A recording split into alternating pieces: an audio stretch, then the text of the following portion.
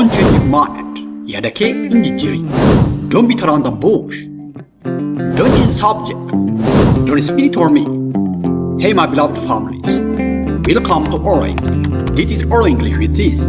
Har'ammoo jechoota kanneen akka caalistee odeessiin maal kan kanaaf odeessitaa haasa'aa hin jijjiirin yookiin mata duree haasa'aa hin jijjiirin akkuma kanammoo dubbiin itti hin naannessini.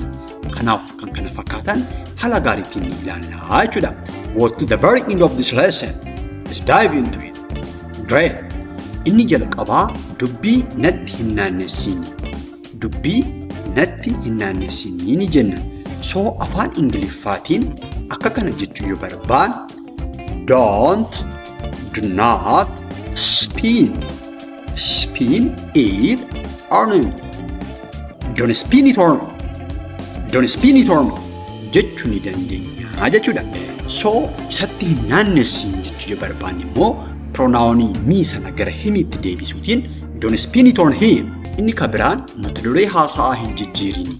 Osoo haasa'aa tokko haasa'aa jirru yeroo baay'ee jecha kana ni fayyadamna yookiin immoo haasa'aa statistika kana ni fayyadamna. Don't change the subject. Don't change the subject.